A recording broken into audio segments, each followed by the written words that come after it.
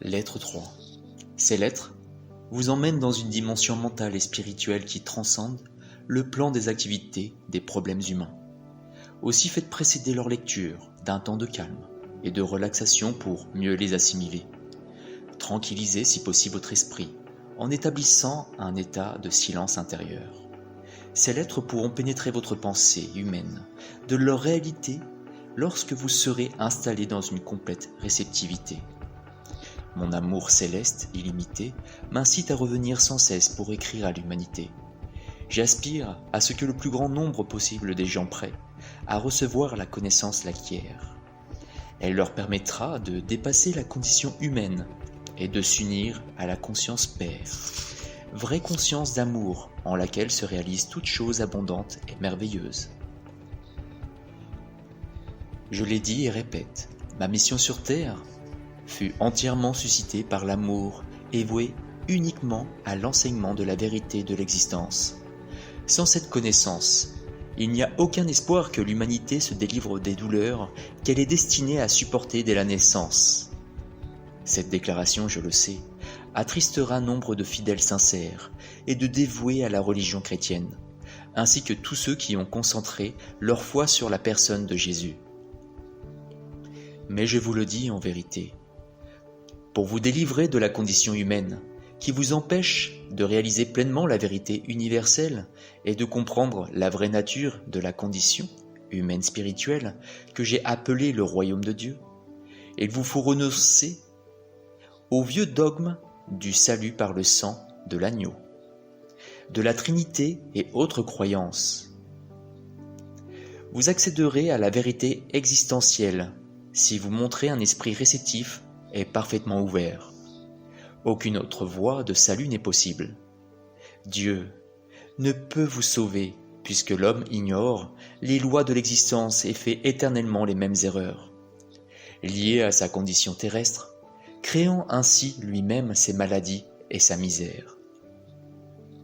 En outre, l'homme croit en la rédemption des péchés, mais c'est là une erreur humaine.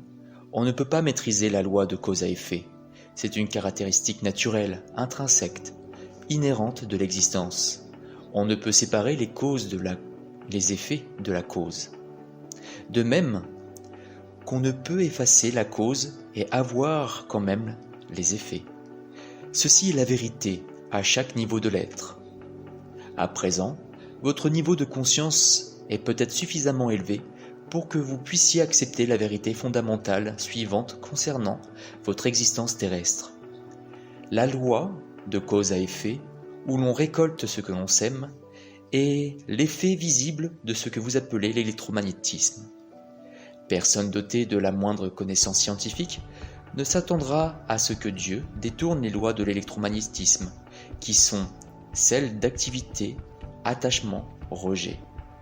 Les impulsions, activité, attachement, rejet, ou mouvement, attraction, répulsion, sont les impulsions fondamentales de l'existence et de la conscience humaine qui ont amené votre forme visible à la vie et ce sont les seuls instruments ou outils de la création.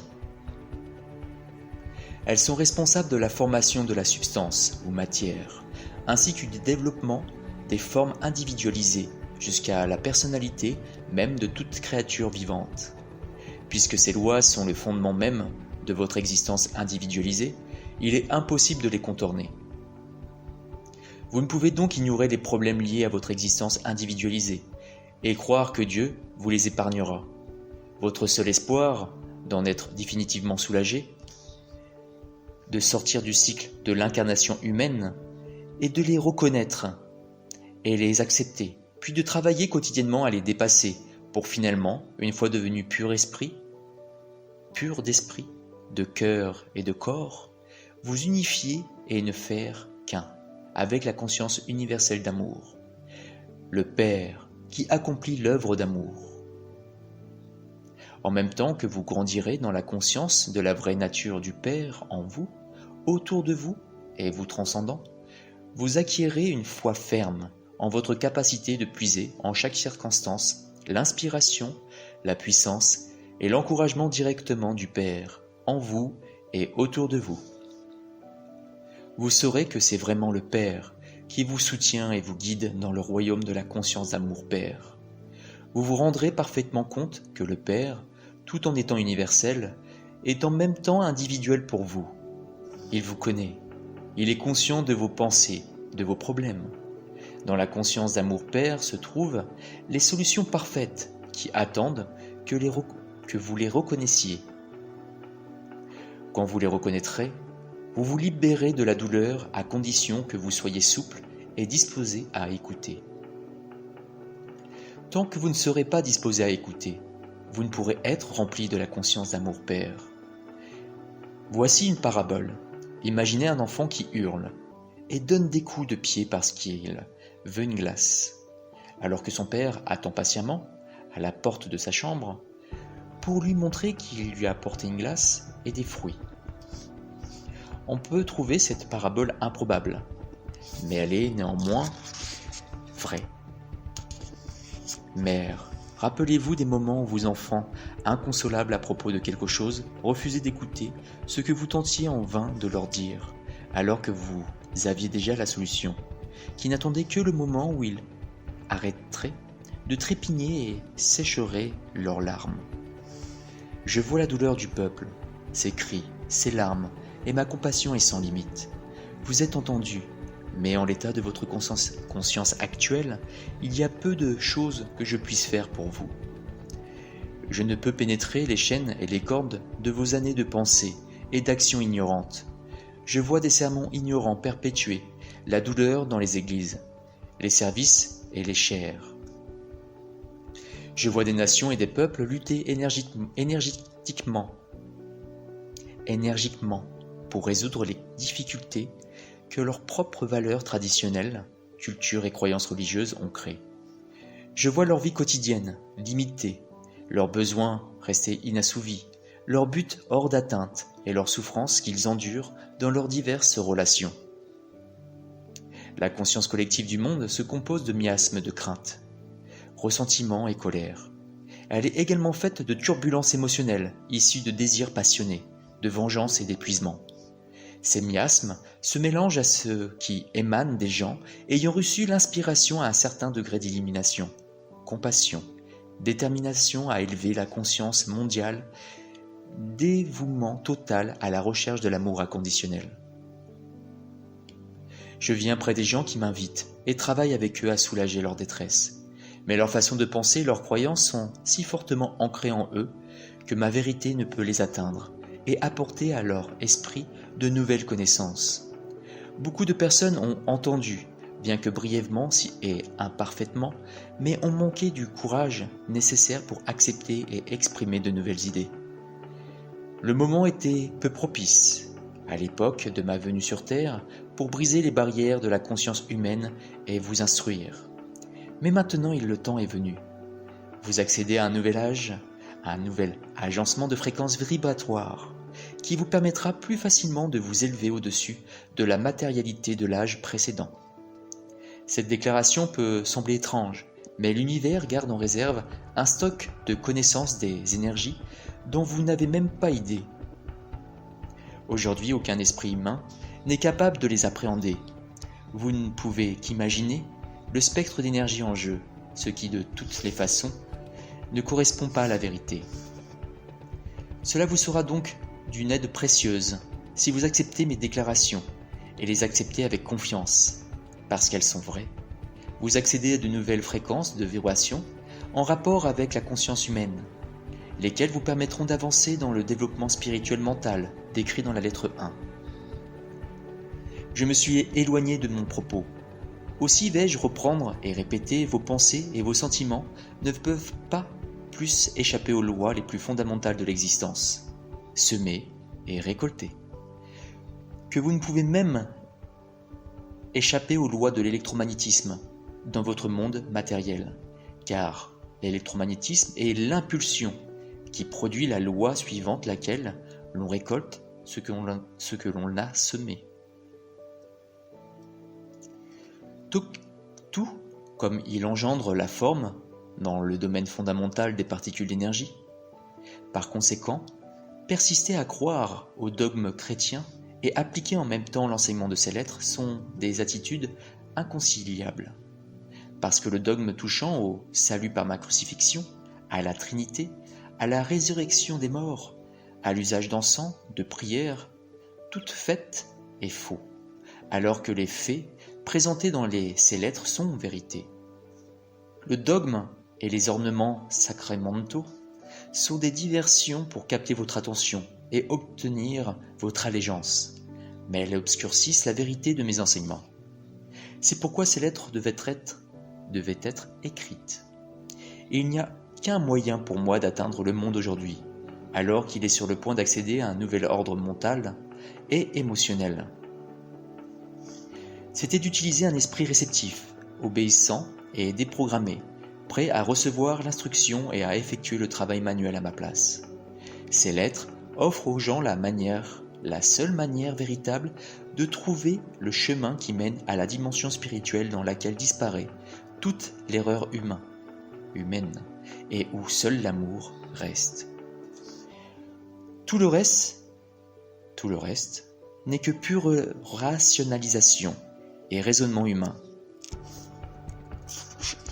et ne présente pas la vérité. Les gens, particulièrement en Amérique, tentent de résoudre de vieux problèmes par l'usage de nouvelles techniques, mais tant qu'ils ne comprennent pas la vraie nature de la vie, de l'ego et des lois de l'existence, ils renforcent simplement leur ego, et leur souffrance se perpétue. Tandis que j'expose, dans les pages suivantes, la vérité simple que j'ai transmise 2000 ans plus tôt, gardez bien ceci à l'esprit, cette vérité est constante et immuable. Ainsi, vous ne pouvez qu'approfondir votre compréhension de la vérité, non la modifier. Vous êtes-vous rendu compte, en lisant les 2 premières lettres, que tout ce que j'ai dit au peuple de Palestine était le résultat direct de ce que j'avais perçu de la réalité de l'existence dans le désert, à savoir que rien n'est solide. Vous rappelez-vous que, dans mon état transcendant, tandis que je regardais les rochers, le sable, les montagnes, l'eau de la mer morte au-dessous de moi, tout m'apparaissait comme un scintillement de poussière. La roche, le sable, les montagnes, l'eau différaient les uns des autres uniquement par le degré d'intensité du scintillement de poussière et la densité apparente des poussières dans le scintillement.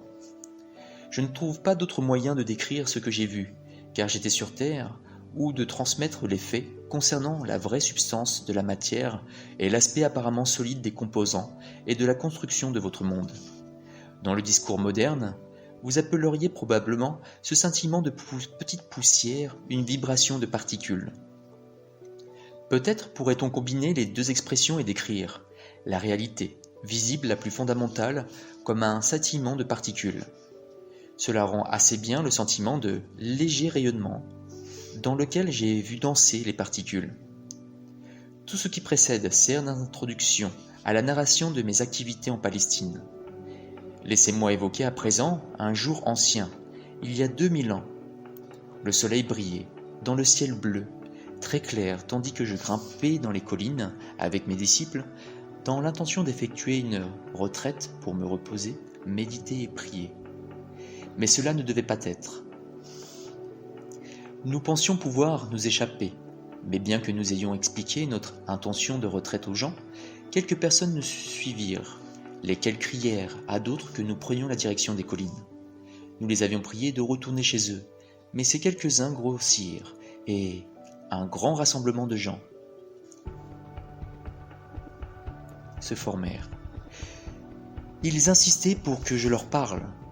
Vous vous demandez peut-être pourquoi ils tenaient tant à m'écouter. Intuitivement, ils savaient que mes paroles étaient des paroles de vie. Je leur montrais toujours l'activité du Père autour d'eux, et cela leur donnait de l'espoir, et les aidait à voir le monde d'une façon nouvelle. Je leur parlais d'amour, et ils se sentaient consolés.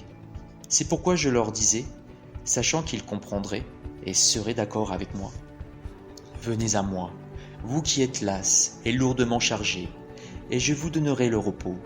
Mon joug est léger et mon fardeau aisé.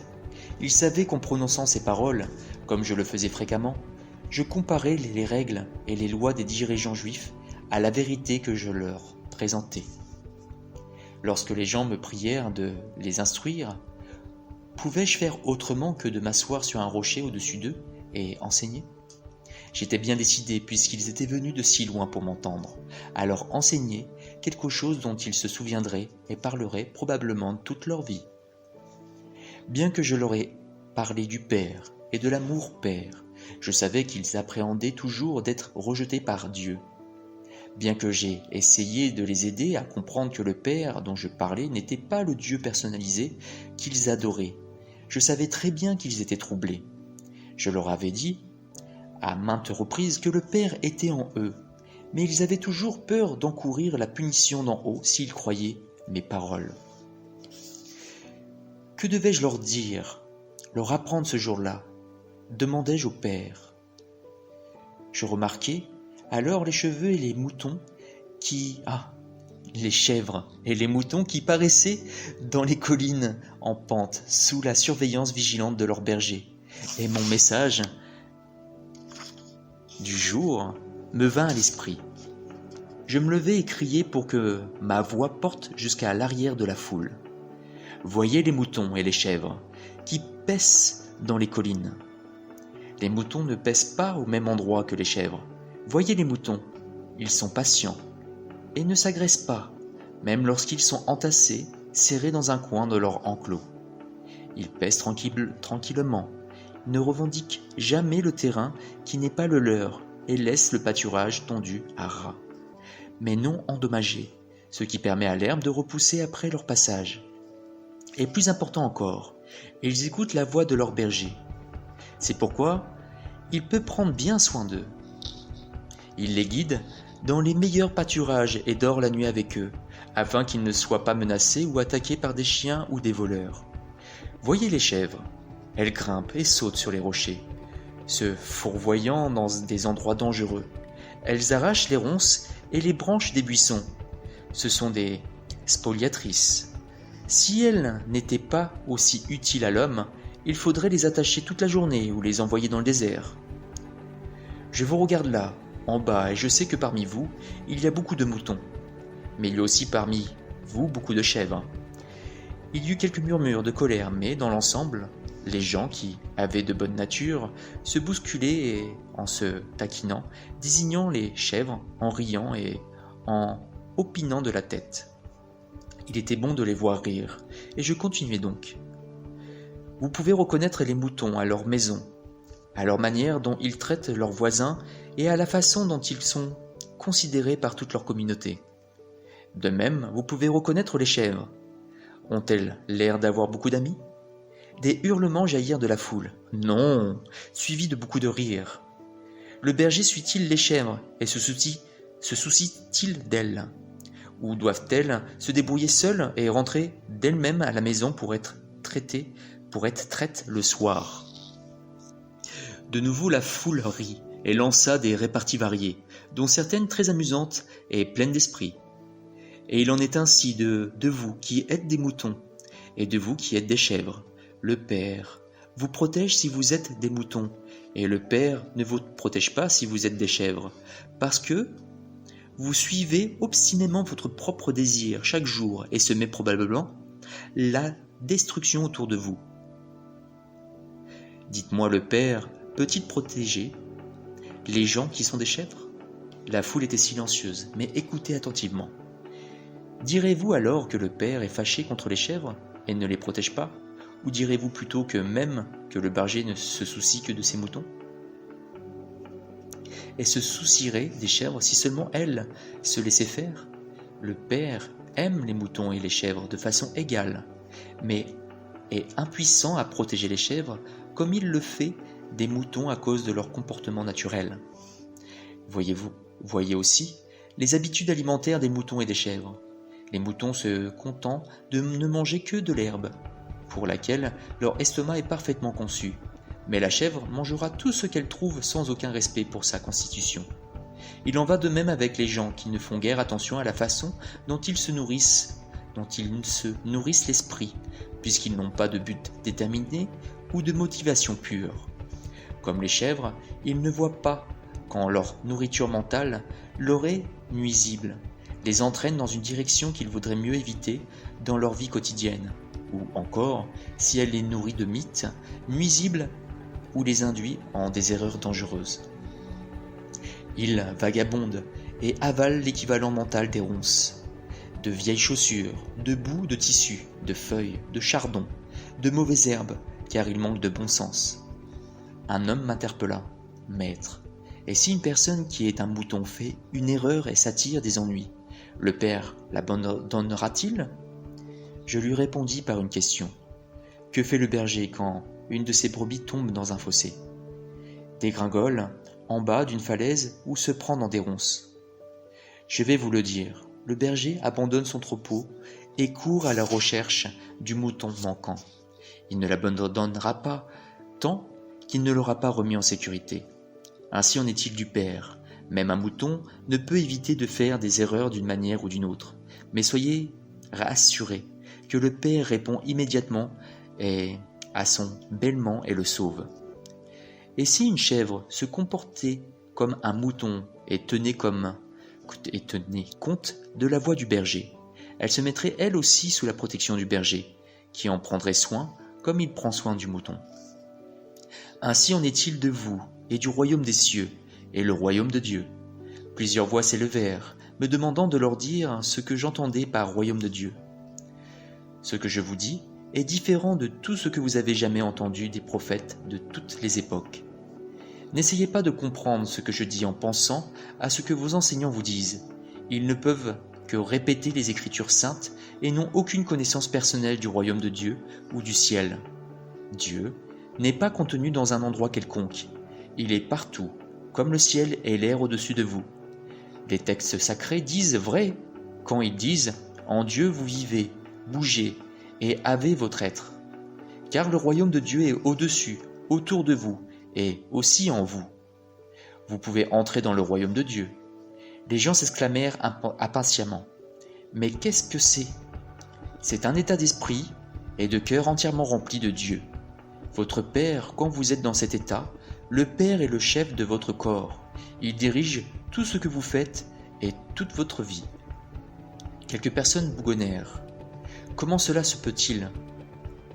Il est possible d'être si dénué d'ego, de désirs égoïstes, d'hostilité, de colère, de jalousie, d'avidité, de vindicte, que seul Dieu reste maître de votre esprit et de votre cœur.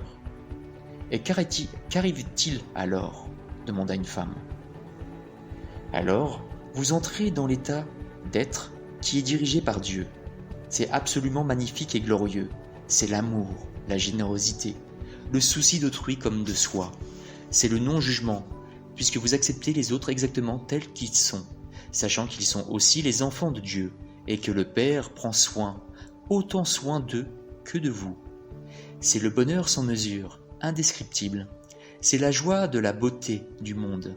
C'est la vie illimitée et une énergie accrue. C'est la santé et la satisfaction de tous vos besoins, avant même que vous sachiez que vous avez un tel besoin. Pourquoi les rabbins ne nous disent-ils pas ces choses ? Se plaignirent plusieurs voix. Parce que moi seul ai vu le Père, moi seul sais comment le monde a été créé et les lois de l'existence. Et parce que je sais toutes ces choses, vous n'avez qu'à venir à moi et me questionner. Je vous révélerai tout ce qui m'a été transmis. Je vous le dis en vérité, tous ceux d'entre vous qui croient, comprennent et cherchent quotidiennement à mettre mes paroles en pratique seront exemptés des tribulations qui connaissent les hommes. Que connaissent les hommes ? Vous souffrez parce que vous ne comprenez pas comment vous avez été créés et votre vraie raison d'être. Vous êtes nés pour être les fils et les héritiers du Père. Vous êtes nés pour aimer tout ce que le Père est en soi et tout ce qu'il peut vous donner. Mais vous tournez le dos à toute la gloire du royaume et essayez de trouver du plaisir dans toutes les choses terrestres. En agissant ainsi, vous ne découvrirez jamais le royaume de Dieu, ni n'entrerez dans le royaume des cieux. Comment entrerons-nous dans le royaume ? Mais je vous l'ai déjà dit. Vous entrez dans le royaume des cieux quand vous vous repentez de tout ce que vous êtes dans votre cœur et dans votre esprit. Quand vous remettez votre part d'ombre au Père, demandez pardon et priez pour avoir la force de vous purifier de vos mauvaises pensées, paroles et actions.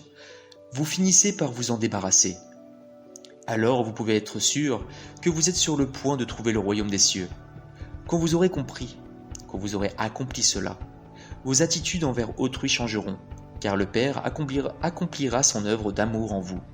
Vous serez libérés des chaînes et cordes des mauvais désirs et des actes qui vous liaient autrefois, et vous rendez captifs du monde. Plus que cela, vous découvriez que le Père répond vraiment à chacun de tous vos besoins. Une femme s'exclama : « J'ai un besoin en ce moment même. Maître, j'ai faim. » Les gens rirent, mais plusieurs voix se joignirent à la sienne en disant : « Nous sommes avec toi depuis de nombreuses heures. Tu nous as fait marcher très longtemps avant de consentir à nous enseigner. Nous t'avons montré que nous sommes de bons moutons. Ne nous aideras-tu pas à satisfaire notre faim ?» Je me rendis compte qu'ils disaient la vérité et ressentis une grande compassion pour eux.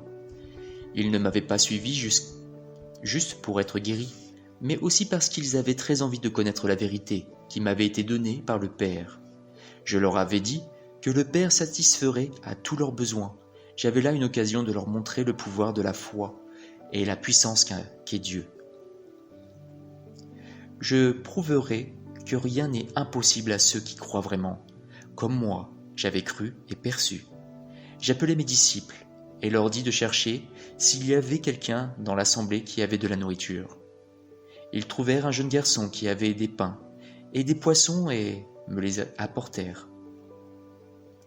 Je m'éloignai quelque peu de la foule et contemplai tranquillement les pains et les poissons, sachant qu'ils n'étaient que l'expression du pouvoir de l'Esprit divin, la substance de toute matière rendue visible.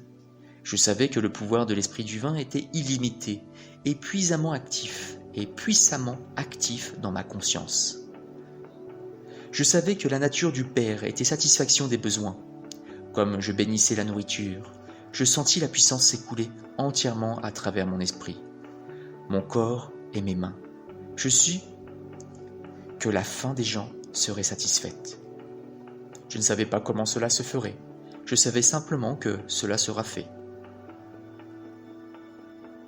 Je pris alors les paniers de nourriture et dis aux disciples de la distribuer, me sentant absolument certain que chacun aurait autant de nourriture que nécessaire.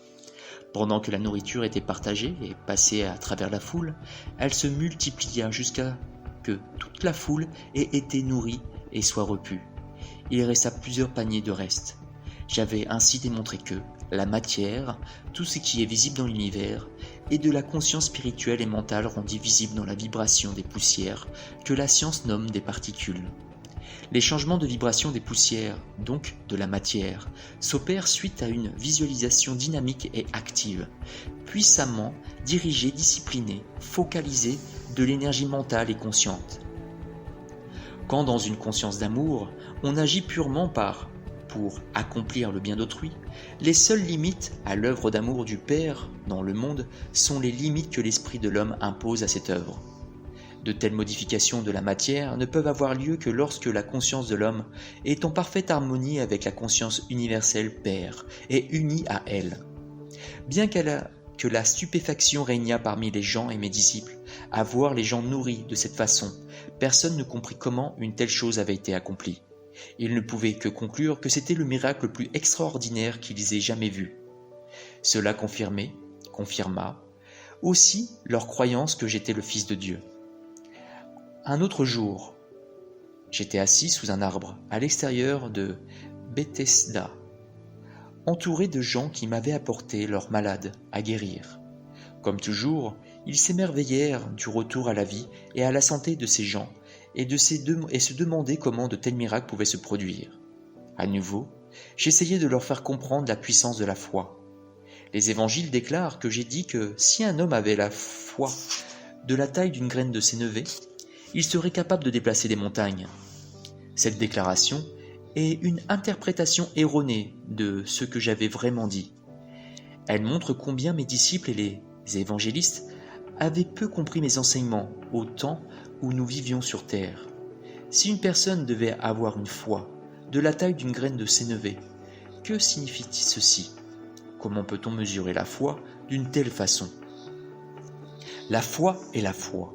C'est une puissance de conviction totale, de l'esprit, qui possède l'esprit, et elle ne peut pas se limiter en taille. La foi, qui provient du besoin de croire en une chose parce que cela sert vos buts d'une façon ou d'une autre, peut être puissante et forte, mais elle ne pourra jamais s'évaluer en termes de taille. La croyance en encore est encore plus forte. Elle trouve sa source dans l'ouï-dire et la logique. L'on a entendu ou lu quelque chose et l'on est convaincu que ce qui a été lu ou entendu est vrai. On développe alors une croyance profonde en ce qui a été entendu ou lu. On croit que c'est vrai. On le croit d'une manière totale, défiant toute contradiction. Je disais constamment aux gens, croyez que vous recevrez, et vous recevrez.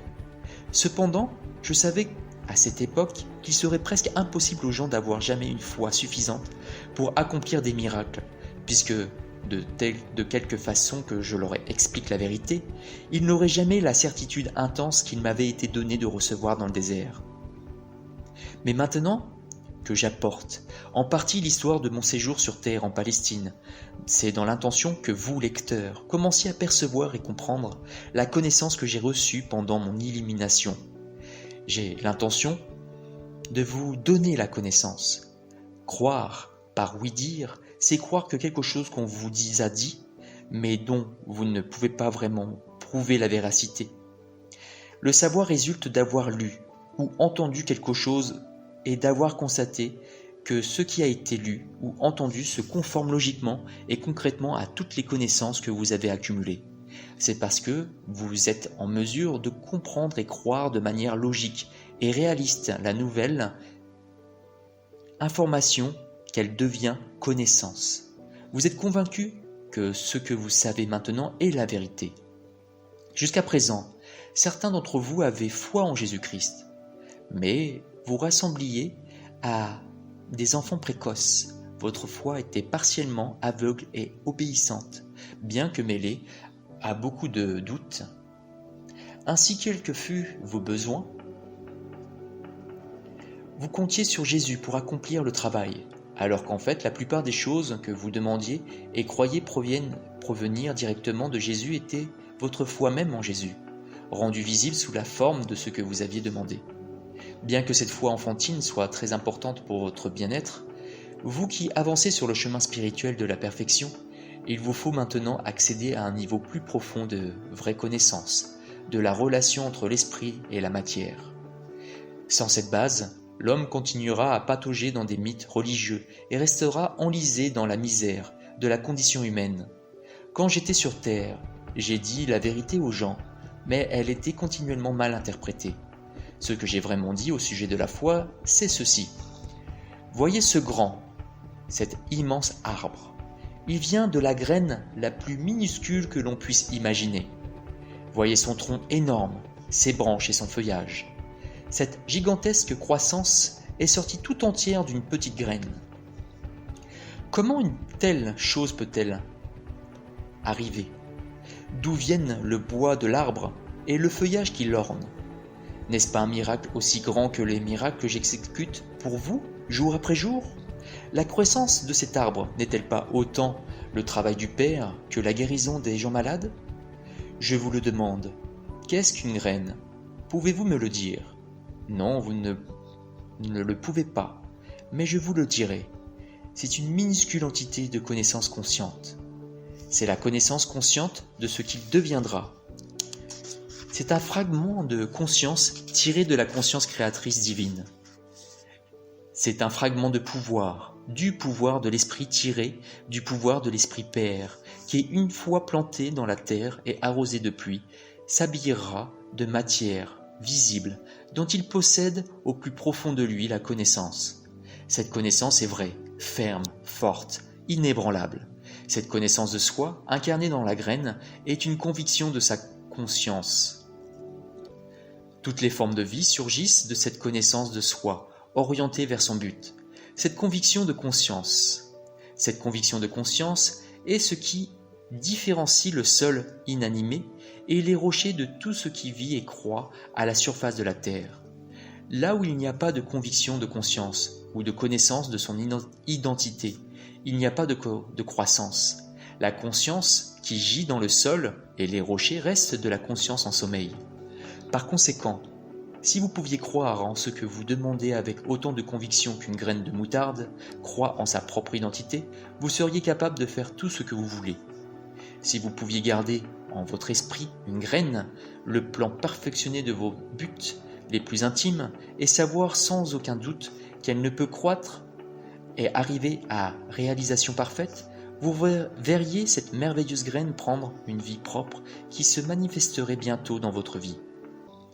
Et vous pourriez sûrement déplacer des montagnes dans votre vie, ces montagnes qui sont en travers de votre chemin et vous empêchent de réaliser tout ce que vous voulez. Les montagnes que vous avez créées vous-même dans vos moments d'imprudence et de mauvaises pensées. Si seulement vous compreniez la création de l'existence et l'existence, vous pourriez vivre une vie de liberté totale, d'accomplissement illimité et de joie transcendante. Cherchez à comprendre et petit à petit, la compréhension vous viendra. Frappez à la porte de l'univers, donnant accès à Dieu ou conscience Père universelle. La porte s'ouvrira et vous accéderez au secret du monde. Croyez tout simplement et vous recevrez.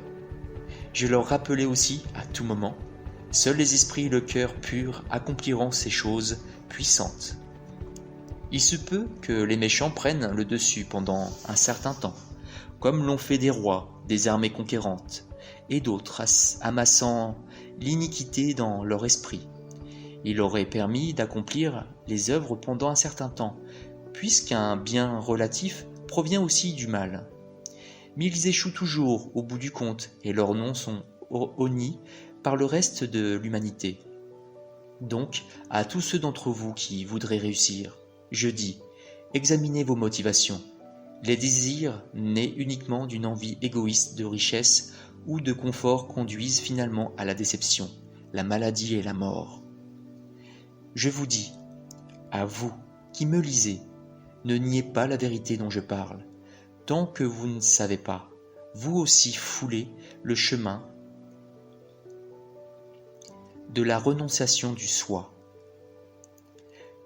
Celui que j'ai foulé sur terre et atteint, vous aussi, l'union avec le Père, la connaissance et la compréhension incommensurables, irréfutables. Une fois cela accompli, vous n'aurez plus envie de nier la vérité dont je vous parle. Vous vous sentirez au contraire poussé à me rejoindre dans l'enseignement de vos semblables. Jusque-là, gardez le silence et sans parler de ce que vous ne connaissez pas encore. Combien de fois à travers le monde, les gens se réjouissent-ils de mes enseignements, qu'ils trouvent d'une grande moralité et régissant parfaitement le comportement quotidien à tenir, pour ajouter aussitôt qu'il serait temps de reléguer les histoires des miracles au placard puisque de telles controverses aux lois naturelles de l'univers sont impossibles. Cette façon de penser fait barrière au progrès futur du développement spirituel et scientifique dont est capable l'esprit humain. Je ne reviens pas sur Terre pour inaugurer une nouvelle religion ou un code moral plus élevé que celui donné par Moïse dans les 10 commandements. Je veux apporter une nouvelle perception de Dieu, c'est-à-dire du Créateur et de la compréhension de l'existence elle-même. De cette connaissance découlera un nouveau mode de vie. Adoptez la bonne attitude envers ma mission sur Terre, au cours de ce 3e millénaire. Reconnaissez que les miracles que j'ai accomplis dépassent les capacités actuelles de l'être humain moyen.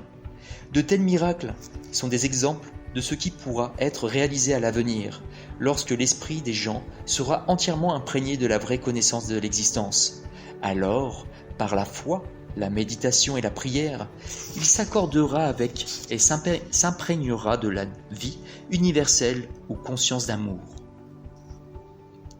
Est-ce bien vrai que j'ai marché sur les eaux, quand mes disciples sont montés à bord d'un bateau puis traversé le lac ? Si vous avez lu l'histoire biblique de cet événement, vous savez que les disciples étaient partis sans moi. Je cherchais une occasion de m'éloigner de tout contact humain, de me retirer dans les collines et d'entrer encore une fois en méditation profonde pour permettre à ma conscience de s'unir à la dimension universelle de la conscience de Dieu. Pendant que j'étais dans cet état spirituel qui transcendait la conscience humaine, toute sensation physique disparut. Je fus soulevé en extase dans le courant universel de la vie. Je sus que la vie universelle était tout. La vie était la réalité de mon état d'être, et tout le reste n'était que manifestation changeante et provisoire de la vie universelle rendue visible. Je sus, sentis que j'étais la vie elle-même. Au fur et à mesure que je glissais au-delà de la conscience terrestre et entrais dans la conscience de vie universelle, les lois gouvernant mon être physique furent transcendées et ne s'appliquèrent plus à la chair et au sang de mon corps humain. J'eus très envie de me déplacer dans cet nouvel état transcendant et me trouvais en train de flotter hors de ma grotte. Je voyais mes disciples sur le lac et je sus qu'ils étaient en détresse. Sans effort, je descendis la colline et m'approchai du rivage, flottant dans les airs. Puis au fur et à mesure que je reprenais contact avec mes soucis humains habituels, en l'occurrence mes disciples, je vis que mes pieds effleuraient l'eau. Cependant, j'étais toujours dans cet état où je réalisais entièrement que j'étais moi-même la vie individualisée et donc que mon corps était infusé de la puissance de vie qui allégeait et transformait encore la structure atomique de mon corps physique. Comprenez bien qu'entendre et penser dans l'état de conscience humain et ascensionner dans la réalisation transcendante de la vie universelle, quand la conscience personnelle est retirée du corps et fusionne complètement dans la conscience universelle Père, appartiennent à deux dimensions complètement différentes. La conscience humaine peut recevoir l'inspiration de la conscience universelle Père, mais l'inspiration reçue se mélange avec la condition humaine. Elle est donc souvent mal interprétée, selon les connaissances qui contrôlent déjà le cerveau et le processus mentaux eux-mêmes. Malheureusement, l'inspiration que vous recevez est contaminée et déformée par vos croyances actuelles, que vous entretenez avec tant de vigueur. Au lieu de cela, l'état de réalisation et de perception transcendante sort, émerge de la condition physique. Le cerveau ne contrôle plus, il n'a plus aucune influence sur l'état de perception supérieur, qui est la vérité elle-même. Le cerveau n'est plus contrôlé ou affecté par les croyances humaines. Il se trouve dans un état de ce qui existe réellement au lieu d'être dans la dimension humaine de ce que l'on croit être l'existence. Il est dans l'état transcendant de la conscience où les miracles ne sont en réalité que l'expression normale de la loi universelle. Avant de continuer ce récit de ma vie sur Terre, j'aimerais à nouveau souligner que tout dans l'univers est un état de conscience particulier, individualisé, rendu visible. Je dus descendre de mon état de conscience d'amour universel actuel pour revivre ma vie sur Terre, laquelle reste imprégnée de manière indélébile dans l'énergie consciente du monde lui-même, datant du moment de sa création. Comprenez que, lorsque j'ai abandonné mon corps en Palestine, j'ai laissé derrière moi tout ce qui appartenait à cette vie. J'avais accompli ma mission. C'est pourquoi, quand je suis mort sur la croix, j'ai été libéré et élevé dans la lumière glorieuse pour rendre part à cette lumière, pour être la lumière et me réjouir dans la lumière, qui est amour universel, vie, beauté, harmonie, joie et ravissement. Se déplacer dans différents niveaux de conscience n'est ni facile ni agréable. C'est uniquement parce qu'au moment de ma mort, en Palestine, ma mission sur Terre n'était pas achevée, que je reviens aujourd'hui vous aider à vous préparer à entrer dans un nouvel âge, une nouvelle phase d'existence individualisée sur Terre. Vous comprendrez peut-être un peu mieux ce que j'entends par une entreprise ni facile ni agréable, si vous songez à ces moments où vous ramenez à votre conscience une grande tristesse vécue, vous surprenant à réagir avec presque autant de tension et d'émotion que lorsque cette tristesse a été vécue pour la première fois. Réfléchir à des souffrances et des douleurs passées vous donnera envie de pleurer. Vous sentirez la dépression et l'angoisse originelle revenir en revivant ces moments et en imagination. Vous aurez peut-être envie de solitude parce que votre conscience sera alors descendue de votre état d'équilibre paisible et bienheureux, pour revivre les vibrations de conscience et les formes de conscience basses que vous aviez créées au moment initial de votre souffrance. Le changement d'humeur indique un changement d'énergie de la conscience. L'élévation de vos vibrations de conscience vous donne un état physique, un élan physique, émotionnel et mental qui vous rend heureux. Une baisse d'énergie de votre conscience affaiblira le fonctionnement de votre système tout entier et vous sentirez au début un début de dépression ou du moins un poids affectant votre légèreté intérieure.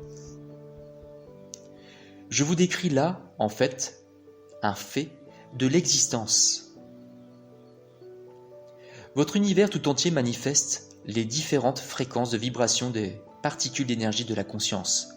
Lorsque ces fréquences s'élèvent ou s'abaissent d'un niveau à l'autre, les structures visibles et physiques manifestent, elles aussi, différents niveaux d'énergie. Il s'ensuit un changement des schémas mentaux, des émotions, des apparences. Seul mon amour pour l'humanité m'incite à descendre de mon état de conscience pour revenir aux conditions de ma vie sur Terre. Depuis 2000 ans, les chrétiens revivent le traumatisme de ma crucifixion. Certaines personnes ont eux-mêmes des stigmates, qui ne sont rien d'autre qu'une réaction émotionnelle, hystérique et morbide à ce qu'ils croient que j'ai enduré. Des gens se sont surexcités au point de vivre des pics émotionnels qui s'apparentent à de la frénésie en imaginant l'angoisse de mes souffrances avant ma mort. Leur gratitude émotionnelle pour mes souffrances passées les plonge dans une détresse physique.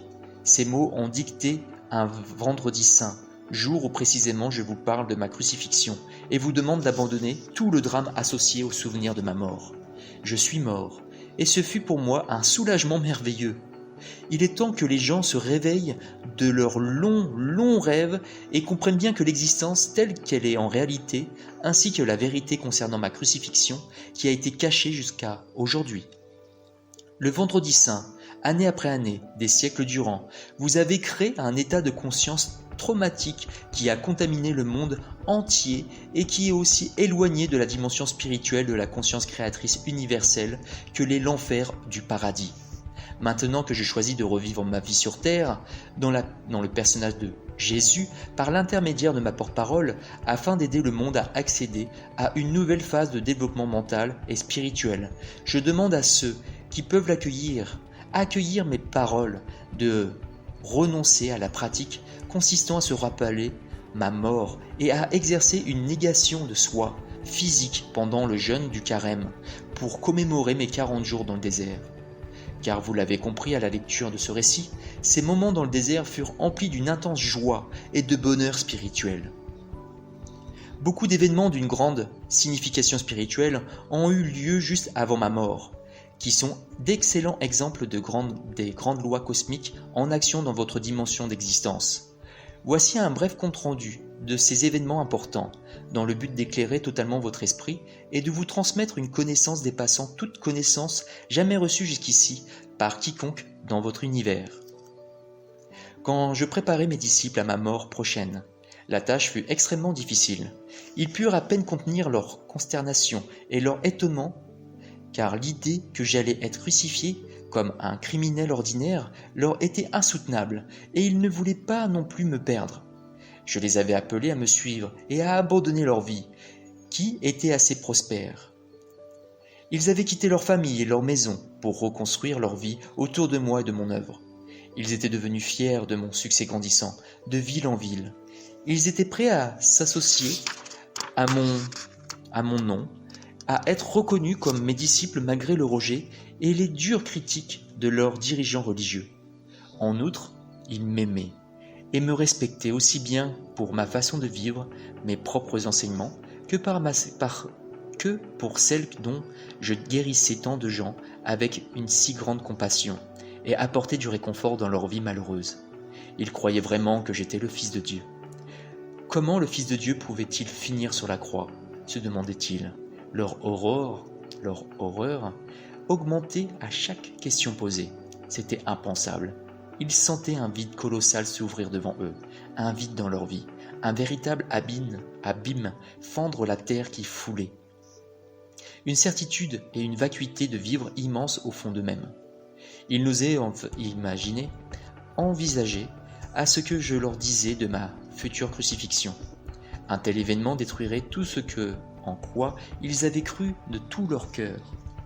Aussi mes disciples résistèrent-ils haut et fort à ce que j'essayais de leur dire. Ils me répétaient sans cesse qu'une telle chose ne pourrait jamais être. Comme je résistais fermement à leurs démentis obstinés, ils furent finalement forcés de se rendre à l'évidence et d'accepter ouvertement qu'une telle chose puisse se produire.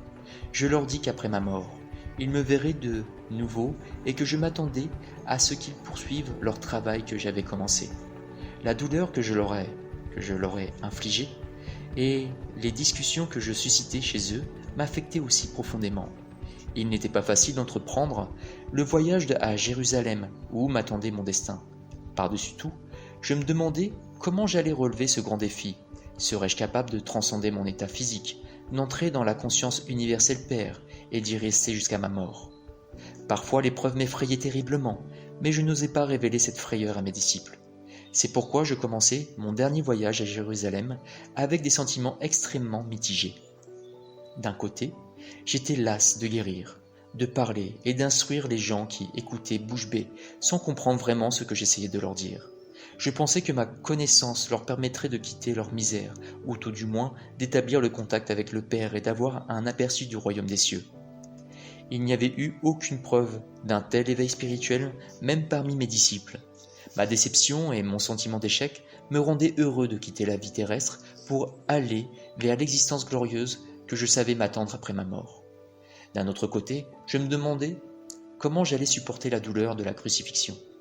Tout au long de ma mission, j'avais vécu dans un état d'esprit ou plus ou moins constamment paisible, souvent exalté, mes pensées centrées sur la conscience d'amour Père, créateur de tout être, sachant que je n'avais qu'à demander et que tout ce que je demandais se manifesterait aussitôt. Serais-je capable de conserver toute ma sérénité lorsque l'on me porterait devant le conseil, l'on m'emmènerait à la crucifixion, lorsque je serais cloué sur la croix, mes mains supportant le poids de mon corps? Parce que maintenant, je cédais au doute et à la peur. Le niveau habituel des fréquences de ma conscience baissait rapidement. Cela me faisait redescendre dans les fréquences de conscience du plan terrestre. Je redevins la proie de mon agressivité d'autrefois, qui m'incitait à commettre des actions déraisonnables et que je n'aurais jamais envisagées plus tôt, quand j'étais dans mon état d'harmonie totale avec la conscience d'amour Père. Mes doutes, mes conflits internes sortèrent de ma vie sous forme d'émotions et d'impulsions humaines qui contrevenaient la loi cosmique d'amour. Il y eut d'abord l'épisode du figuier. J'avais faim et j'allais vers l'arbre, ne m'attendant pas vraiment à y trouver des fruits, car ce n'était pas la saison des figues. Ma recherche s'avérant vaine, je maudis le figuier. 24 heures plus tard, il était sec jusqu'à la racine. Ce fut une expérience choquante. C'était la première fois que mes paroles avaient causé du tort à qui que ce soit. Cela démontra, cependant clairement, pour mes disciples, la puissance de la pensée, pour le bien comme pour le mal. Cela leur montra que plus une personne est évoluée spirituellement, plus grand est l'impact de ses paroles sur l'environnement. Je saisis l'occasion de relever, pour mes disciples, que je m'étais conduit de manière irréfléchie, comme le font la plupart des gens qui, lorsqu'ils ont des attentes élevées, ne peuvent avoir ce qu'ils veulent. Ils réagissent en général avec colère, hostilité. Ils pleurent et prononcent même des paroles dures qui pourraient, dans le cas échéant, aller jusqu'à vouloir du mal ou maudire la personne qui leur a refusé ce qu'ils désiraient. Ils voyaient maintenant eux-mêmes ce que ma malédiction avait fait au figuier. Ils devaient maintenant être capables de comprendre que si une conviction ferme leur apportait tout ce qu'ils désiraient et imaginaient, il leur fallait être constamment conscients de leur état mental ou émotionnel. Ils ne devaient en aucun cas héberger de ressentiments à l'encontre d'autrui, mais pardonner rapidement. Faute de quoi, ils pourraient vraiment causer du tort à ceux qu'ils en voulaient. Tort qui leur reviendrait en retour, en temps voulu, comme moisson de ce qu'ils avaient semé. En outre, étant donné que l'on récolte ce que l'on a semé, je savais que ce que j'avais fait au figuier me reviendrait, inévitablement d'une manière ou d'une autre. J'emmenais mes disciples au temple. Il y avait des années que je m'y étais pas rendu, et je savais que ma visite servirait à enclencher le train des événements qui mèneraient à ma crucifixion. Quelques personnes me reconnurent, et en réponse à leurs demandes, je les instruisis. D'autres personnes se joignirent à nous et envahirent les étals des usuriers qui se plaignirent. Leurs cris et leurs lamentations brisèrent le flux de mes pensées pendant que j'enseignais. Soudain, ma colère se réveilla. Il y avait là des gens sérieux réunis autour de moi, désireux d'entendre la parole de vie que bientôt je ne serais plus capable de leur transmettre, et il y avait les prêteurs sur gage qui gagnaient leur vie en vendant du bétail pour les sacrifices, ce qui ne faisait de toute manière aucun bien à nos peuples. Ces hommes ne faisaient que plonger les gens dans les dettes et la misère. Le sang me monta à la tête, je renversai les tables, dispersant les deniers, et chassai hors du temple ces hommes dont le seul amour était l'argent. Il y eut alors un grand brouhaha, des cris et des hurlements. Quelques personnes se mirent à quatre pattes pour ramasser les sous. Les prêteurs sur gage me maudissaient, disant que j'étais mauvais et faisais le travail de Belzébuth et de 1000 autres diables. Les prêtres, les pharisiens et tous ceux qui faisaient grand cas des sacrifices dans le temple accoururent pour chercher la cause du bruit et de la confusion. En entendant les prêteurs sur gage raconter l'incident, les pharisiens furent si outrés par mes agissements qu'ils vocifèrent et se lancèrent dans des condamnations et des lamentations destinées à impressionner les prêtres, chacun criant plus fort que l'autre, voulant montrer son désaccord horrifié avec ce que j'avais fait. On n'avait jamais vu une telle chose dans le temple. Même ceux qui m'avaient écouté auparavant étaient maintenant gênés de mon obstination. Ils se demandaient quelle sorte d'homme j'étais. Ils se serraient les uns contre les autres, regardant ce qu'il se passait, lorsque les prêtres et les pharisiens les virent et s'approchèrent d'eux, les persuadant que j'essayais de détruire tout ce en quoi ils croyaient, en prêchant un faux Dieu, tout à fait contraire à ce qu'ils avaient toujours entendu dans leur synagogue. Les prêtres transmirent leur colère, outragés aux gens, et les convainquirent que mon péché les contaminerait s'ils persistaient à écouter ma folie. Peu à peu, les gens furent persuadés que j'avais une mauvaise influence sur eux, et qu'il fallait m'éviter avant que je ne perturbe la paix dans le pays et fasse tomber la colère du gouverneur romain sur le pays de Palestine tout entier. Mes disciples, honteux de ce que j'avais fait, quittèrent la scène et se cachèrent dans les allées à une certaine distance du temple. Lorsqu'ils revinrent vers moi plus tard, ils me montrèrent clairement qu'ils avaient caché eux aussi, grandement éprouvés par mes actions.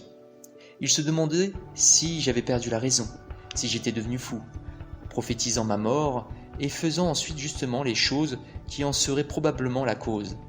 C'est à ce moment-là que Judas, qui n'avait jamais entièrement renoncé à ses croyances juives, commença à douter que je fusse vraiment le Messie. Cela faisait 3 ans que j'enseignais aux gens et la domination romaine ne s'allégeait pas. 3 ans, et les gens n'approchaient toujours pas le bonheur que je leur avais promis. Et maintenant il semblait que j'étais sur le point de devenir un agitateur, menaçant d'attirer la colère de Rome sur leur tête. Ils entendirent dire que le grand prêtre juif voulait se débarrasser de moi et lui offrir ses services pour m'identifier lorsqu'on le lui demanderait. Quand il fut le temps pour moi de manger la Pâque juive avec mes disciples, je m'arrangeai pour que nous mangions tous ensemble dans une grande salle à manger. Je savais que c'était la dernière fois que je mangeais sur terre. Je ne veux pas me replonger dans la conscience de cette nuit-là. Je ressentis une immense tristesse à l'idée de quitter mes disciples, qui s'étaient tellement dévoués. Avec ma tristesse, revinrent aussi toutes mes craintes et mes conflits intérieurs. J'eus des moments de grande émotion et de profond apitoiement sur moi-même. J'avais l'impression que personne ne comprenait ce que j'avais tenté de faire pour mon peuple et le sacrifice que je m'apprêtais à faire pour lui. J'en racontais avec entrain l'histoire de la dernière nuit des Israélites en Égypte, avant leur fuite dans le désert. Il parla de l'ordre donné par Moïse au chef de chaque famille, tuer un agneau sans tache, l'accommoder d'une certaine façon, asperger de son sang les montants et le linteau de la porte des habitations israélites. Parce que cette nuit-là, des anges massacreraient tous les premiers-nés des Égyptiens, ainsi que leur bétail. Il fit un récit touchant des clameurs des Égyptiens, qui se réveillant, trouvèrent dans chaque foyer leur premier-né ensanglanté, sans qu'aucun ne fût épargné. C'était le genre d'histoire horrible que je rejetais parce qu'elle n'avait aucune valeur pour qui cherchait une vérité spirituelle supérieure. Je me demandais jusqu'à quel point mes disciples avaient vraiment compris ce que je leur disais de leur Père céleste et de son amour pour toute l'humanité. Comment pouvait-il prendre plaisir à évoquer des anges en train de tuer les premiers-nés des Égyptiens, alors que je leur avais clairement dit que Dieu, le Père, était amour? Mais les Juifs avaient toujours été obnubilés par les sacrifices, par le sang pour expier leurs péchés. Même Abraham, le fondateur de la nation israélite, avait été convaincu qu'il devait emmener son fils unique dans le désert, le tuer et l'offrir en sacrifice à Dieu. Une pensée païenne et révoltante. Je pensais aux sacrifices d'animaux au temple. Aimant toutes les créatures sauvages comme je les aimais, cette pratique m'était une abomination. Et maintenant j'allais être mis à mort parce que j'avais osé prononcer les paroles de vérité. En considérant combien j'avais peu réussi à transmettre ma connaissance, je me demandais pourquoi j'avais été envoyé en vue d'une telle mission. Je ressentis un bref accès de ressentiment et de colère se mêler à mes sentiments habituels d'amour pour ces hommes. Avec certain cynisme, je me demandais quel signe efficace je pourrais leur laisser en souvenir pour leur rappeler tous mes enseignements quand je ne serai plus avec eux. S'ils pouvaient oublier si vite tous mes enseignements sur l'amour du Père et aimer l'horrible histoire de la Pâque juive, moi encore présent avec eux, de quoi se souviendraient-ils une fois que je serais mort comme un criminel sur la croix, la plus misérable des morts? Alors il me vint à l'esprit que, puisqu'ils étaient si émus par le sacrifice du sang, je leur donnerais du sang en souvenir de moi. Sur cette réflexion ironique, je pris un pain, le rompis, et le passai à mes disciples en leur disant de le manger. J'assimilai le pain rompu au fait de briser mon corps et leur demandai de rompre le pain et le distribuer, en souvenir du sacrifice de mon corps pour leur apporter la vérité à propos de Dieu et la vérité sur la vie, la vérité sur l'amour. Conscients que j'étais d'une humeur étrange, ils s'arrêtèrent de manger, m'écoutèrent, prirent le pain et le mangèrent silencieusement. Ensuite je pris mon gobelet de vin et le passai à l'entour, disant qu'ils en boivent chacun une gorgée, car c'était le symbole de mon sang, bientôt versé, parce que j'avais osé leur apporter la vérité de l'existence. Je vis que le ton de ma voix avait touché certains d'entre eux. Sobrement, chacun prit une petite gorgée et passa le gobelet à son voisin, mais ils ne dirent toujours rien. Ils sentaient que j'étais sérieux et que je ne tolérais plus de discussion. Puis, je leur ai dit que l'un des leurs allait me trahir. En mon fort intérieur, je comprenais ses motifs et savais qu'il faisait partie de la séquence des événements à venir. Il ne faisait que jouer le rôle que sa nature lui avait soufflé. Je savais qu'il souffrirait beaucoup et que je ressentis de la compassion pour lui, mais je gardais ses pensées pour moi. Lorsque j'annonçai que l'un d'entre eux allait me trahir, priai Judas de partir et de faire rapidement ce qu'il avait à faire, les disciples s'animèrent, ne sachant si ce repas était vraiment leur dernier repas avec moi. Il y avait maintenant beaucoup d'émotions, de questions et même de récriminations, parce que je les avais conduits dans un tel piège. À nouveau, ils s'interrogèrent sur ce qu'il allait faire de la vie après mon départ. Ils demandèrent quelle serait leur place dans la communauté si j'étais crucifié. Ils deviendraient des objets de dérision. Personne ne croirait jamais plus un seul mot de ce qu'ils diraient. Profondément attristé par leur réaction égoïste à ma déplorable situation, je les assurais que leur crainte pour leur propre sécurité, était infondée. Ils m'abandonneraient et ne seraient pas rattachés à ma crucifixion. Je leur suggérais de se disperser après ma mort et retourner en Galilée. Cela toucha profondément Pierre, qui réagit avec véhémence, niant qu'il ne m'abandonnerait jamais. Mais bien sûr, il le fit.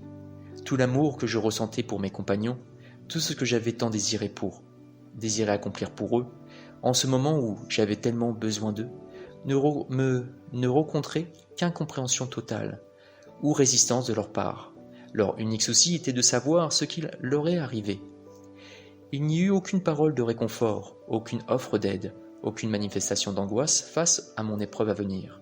Que le cœur humain est dur, pensais-je. Combien de siècles faudrait-il avant que l'homme puisse dépasser ses maux et sa propre douleur pour ressentir un peu d'amour et de compassion vis-à-vis de ceux qui étaient encore plus malheureux que lui. Ainsi bien qu'amèrement déçu et même blessé par leur réaction égoïste, je les comprenais, tentais de leur insuffler le courage de faire face au futur et leur assurer que je serais toujours avec eux, même lorsqu'ils ne me verraient pas. L'œuvre que j'avais commencée continuerait depuis l'au-delà. Je n'avais pas l'intention de les laisser seuls. Je savais qu'ils connaîtraient et sentiraient ma présence, et en seraient réconfortés. Je leur dis de s'accrocher aux souvenirs qu'ils avaient de moi lorsque j'étais avec eux. Je les avertis qu'il y aurait beaucoup de gens qui poursuivraient leur chemin, dans la connaissance que je leur avais donnée, mais que des étrangers chercheraient à ajouter la voix de la tradition et de la raison à mes enseignements. Mes paroles seraient si déformées qu'elles ne révéleraient finalement plus la vérité originelle que j'avais apportée au monde. Lorsque je leur ai dit que cela se produirait, ils furent perturbés et même paniqués. Je fus soulagé de voir que mes enseignements n'avaient pas été vains après tout, et n'étaient pas tombés dans des oreilles complètement sourdes. Ils me demandèrent de leur en dire davantage, mais je levai les mains et dis que c'était tout ce que j'avais à leur dire. Arrivé à ce stade, je sentis que j'avais dit tout ce que j'avais à dire pendant que j'étais sur terre, et que mes discours aux hommes avaient été accomplis. Ce que je désirais le plus au monde était de me retirer dans le silence et de trouver la paix et soulagement dans mon lien avec le Père. Nous quittâmes la salle à manger et nous nous dirigeâmes vers le mont des Oliviers. Mais mes disciples ressentaient un mélange de conflits intérieurs, de crainte et de doute. La plupart d'entre eux me quittèrent pour rejoindre leurs familles et leurs amis qui célébraient toujours la Pâque juive. Dans le jardin se trouvait un rocher particulier, en forme de petite grotte. J'aimais m'y abriter du vent. Je m'assis donc, méditer et prier, cherchant ma voie vers l'harmonie exaltante que j'avais atteint autrefois. Je savais qu'en entrant en unisson avec l'amour Père, mes peurs disparaîtraient. Je me retrouvais dans un état de paix et de confiance totale et absolue. Je sentais la puissance de l'amour me pénétrer, posséder ma conscience humaine. La force d'endurer ce qui m'attendait prit possession de mon cœur. Je resterai dans l'amour et donnerai de l'amour aux autres jusqu'à mon dernier souffle. Et il en fut ainsi. Je ne reviendrai pas sur le procès et la crucifixion. Cela ne porte pas à conséquence. Lorsqu'enfin je mourus sur la croix et que mon esprit se retira de mon corps torturé, je fus élevé dans la lumière radieuse et ineffable. J'étais entouré de la chaleur et du bien-être de l'amour comme je ne l'avais jamais encore été. J'avais la sensation d'être enveloppé de louanges, de l'assurance puissante d'avoir bien travaillé, d'extase dans la force universelle pour continuer l'œuvre, d'une joie et d'un ravissement qu'aucun état terrestre ne connaîtra jamais. J'accédais à une nouvelle et merveilleuse belle façon de vivre, mais redescendis tout de même en conscience afin de garder contact avec eux, que je laissais derrière moi. Je pus montrer à ceux qui étaient suffisamment sensibles pour me voir. Cependant, l'histoire de Thomas censée avoir désigné du doigt mes blessures en un non-sens, mes disciples ne savaient pas que je m'étais secrètement arrangé avec Joseph d'Arimathie pour qu'il emporte après ma mort mon corps vers son propre tombeau inutilisé, où il ait pu l'oindre, selon la coutume, avant le coucher du soleil. Lorsque l'obscurité tomba, que tous observèrent le sabbat de Jérusalem, assisté des 2 fidèles serviteurs à cheval, il prit secrètement mon corps pendant la nuit, pour l'emmener, loin des sentiers battus, vers une montagne des environs de Nazareth, en Galilée. Là-bas, assisté par ma famille, et en suivant mes instructions, il trouverait une petite caverne cachée, qui m'avait abrité des tempêtes et où je me réfugiais lorsque j'étais jeune, malheureux, rebelle et en guerre contre le monde entier. Joseph me promit de trouver la caverne d'après une carte que je lui avais donnée et de m'y laisser après m'avoir embaumé. Il refermerait hermétiquement la petite entrée afin de le protéger contre d'éventuels intrus. Là-bas mon corps repose, à l'abri des tourments. Il a été dit de moi que mon corps a ressuscité. Quelle absurdité, évoquée par des esprits terrestres en mal d'explications satisfaisantes concernant ma mort sur la croix, comme un criminel. Quel besoin aurais-je eu d'un corps terrestre pour continuer à vivre dans la dimension suivante? Comme un mythe aussi ridicule a-t-il pu persister jusqu'au XXIe siècle? On peut mesurer le manque de compréhension des chrétiens par le fait qu'ils ont accepté aveuglément un tel dogme jusqu'à aujourd'hui. Pensez-y attentivement. Libéré d'un corps terrestre, ayant vécu cette expérience de l'extase et du ravissement glorieux qui est le passage à une dimension supérieure de la conscience universelle. Pourquoi aurais-je voulu retourner dans la dimension terrestre pour revenir dans mon corps? De quelle utilité cela aurait-il été pour moi, dans votre monde ou dans le mien, alors que la substance physique de mon corps, pendant que je vivais sur Terre, pouvait être spiritualisée dès qu'elle s'accordait parfaitement à la conscience d'amour père? Mon corps n'aurait-il pas été une gêne et une entrave pour mes voyages ultérieurs dans le royaume spirituel suprême? Les choses visibles ne sont que la manifestation des fréquences scientifiques, spécifiques des vibrations en conscience, lesquelles produisent un scintillement de petites poussières ou particules, donnant une apparence de matière solide. Toute substance visible possède sa propre fréquence vibratoire unique. Un changement de la fréquence de vibration produit un changement dans l'apparence de la matière. Lorsque les énergies de conscience changent, les apparences de la matière changent aussi. C'est pourquoi il m'était possible de concentrer et d'abaisser mes fréquences de conscience au point de rendre ma forme visible à l'œil humain.